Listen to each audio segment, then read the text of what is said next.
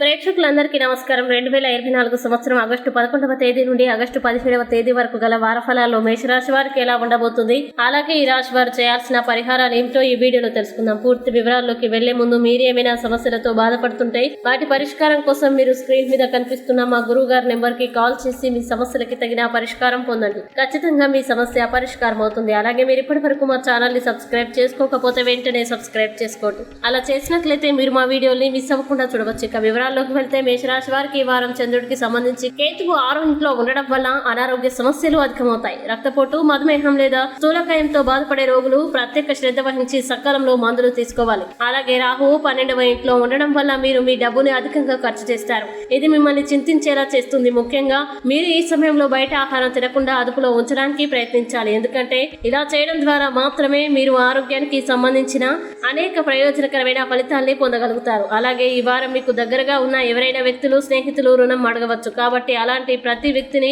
మీరు ప్రస్తుతం విస్మరించడం మంచిది. లేకపోతే మీరు మీ డబ్బుని తిరిగి పొందలేకపోవచ్చు. ఇంకా ఈ వారం మీరు షాపింగ్ చేయడానికి బయలుదేరే అవకాశం ఉంది. కానీ మీరు అవసరం లేని వాటి కోసం ఎక్కువ ఖర్చు చేయడం ద్వారా మీకోసం అనేక ఆర్థిక సమస్యల్ని సృష్టించవచ్చు. ఇది కుటుంబంలో మీ గౌరవం మరియు ఇమేజ్ ని కూడా ప్రభావితం చేస్తుంది. ఇంకా ఈ వారం మీరు మీ కృషి యొక్క పూర్తి ఫలాల్ని పొందాలనుకుంటే మీ మనస్సును సానుకూలంగా ఉంచడానికి ప్రయత్నించండి. ఎందుకంటే ఈ వారం మీ కెరీర్ కి సాధారణం కంటే చాలా బాగుంటుంది. దీని ఫలితంగా మీరు ఈ కాలంలో చాలా కొత్త అవకాశాలని పొందే అవకాశం ఉంది. అలాగే గ్రహాల శుభస్థానం ఈ వారం మీకు చాలా అదృష్టంగా ఉంటుంది. దీంతో మీరు ఉన్నత విద్యారంగంతో సంబంధం కలిగి ఉంటే అప్పుడు వారం మధ్య మరియు చివరి భాగం చాలా పవిత్రమైంది. అలాగే ఈ సమయంలో ప్రతి విషయాన్ని సరిగ్గా అర్థం చేసుకోవడంలో మీకు ఎలాంటి ఇబ్బందులు ఎదురవుతాయి. ఇక మేషరాశి వారు ఈ వారం చేయాల్సిన పరిహారాలను గనక చూసినట్లయితే ఈ రాశి వారు ప్రతిరోజు 41 సార్లు ఓం రాహువే నమః అని జపించండి. మంచి శుభ ఫలితాలని పొందుతారు. అలాగే ఈ వారం మేషరాశి వారికి అనుకూల తేదీలు గనక చూసినట్లయితే వీరికి 11 తేదీలు చాలా మంచి రోజులు. ఈ తేదీల్లో ఏ పని ప్రారంభించినా సరే మంచిది.